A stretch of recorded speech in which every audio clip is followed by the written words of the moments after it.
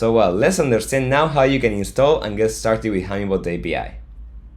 For installation, you can pick Docker or from source. I will totally recommend to use the Docker installation because with 2 commands you are up and running. You only need to have Docker installed. And if you are going to use the API, that is the recommended path. The only reason why you might want to install it from source is if you are going to modify the code. Let's say add a new feature, fix a bug, or if you want to inspect the code, put a breakpoint or whatever. But if not, I will totally recommend to go through the Docker installation. Even if you're running the application from source, you will need to have Docker installed. This is because we have to run a Postgres database and MQX, that is a broker like MQTT protocol that we are using to communicate the API to multiple bots. With this we can get real-time updates, send commands or notifications, so it's very useful for that. The steps to get started are very simple. First we need to clone the repository, then we will cd into the folder, run the setup.sh script. This script will have some configuration things that we're going to talk about when deploying it, and we'll also pull the images and deploy the DB and the broker. Then, depending if you want to deploy from source or from Docker, you can run, first of all, make install to install the Conda environment. Obviously, you need to have an Conda installed in your machine, and then we need to run the script run.sh, and if we want to deploy it from source with the flag dev. This is the repository Hummingbot API. Please give us a star if you like it, and let's do the steps locally. So first we are going to copy this and run in the terminal cd documents, let's call mkdir video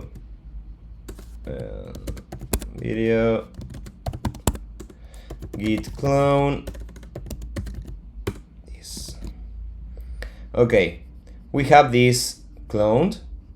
Now the next thing that we're going to do is to cd into the Hummingbot API, and then we are going to run the command setup.sh.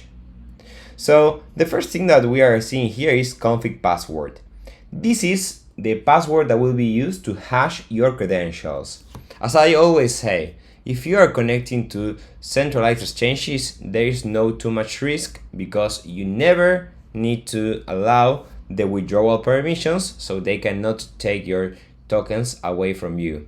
The only thing malicious that they can do is to take positions, high leverage positions, or buy a random token that they are selling, but you will probably notice that, and obviously it's recommended to whitelist the IP address that you are using to trade.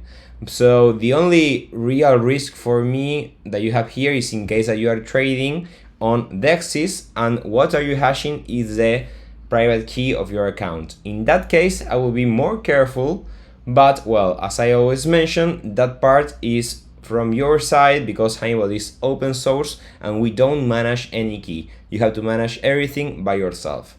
So well, I will use the config password here, the username of the API, I will use the defaults that are admin, and as you can see, it's going to start downloading all the images that are the Hummingbot broker, the Postgres, the MQX, so this is the network that was created, and well, here we have some information about the database that we are using to connect, the market data, the cleanup and timeouts. This is interesting because if you request the candles in real time, what it's going to do is to start candles with WebSocket, get the first candle, then collect via REST the missing candles, and keep updating that candle via WebSocket.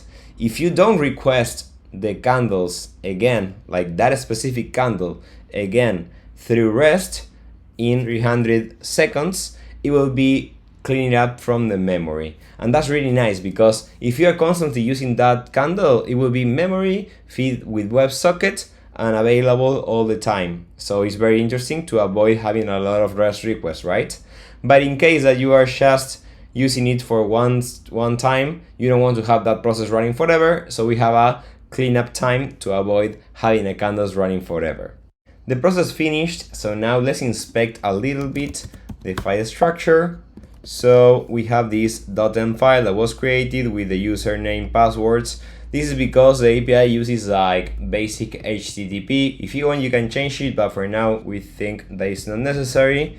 The config password that we set it up, the broker host and port, the broker username, the DB URL. Well, all these things are the ones that we configured.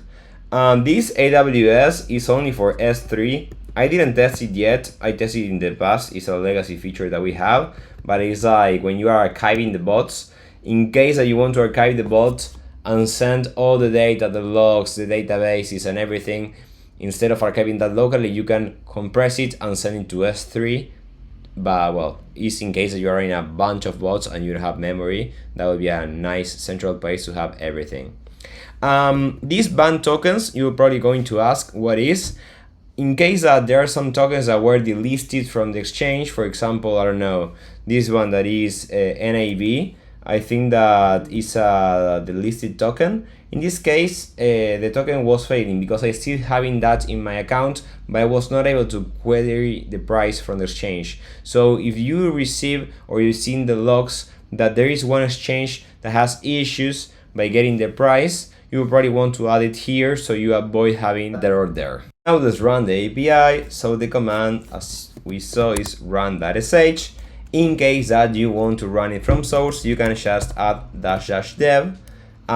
First you need to run make install to create the code environment. But let's run it from Docker. As you can see, started the API. So if we go to localhost 8000, we will see that says Hummingbot API, the version and the status that is running.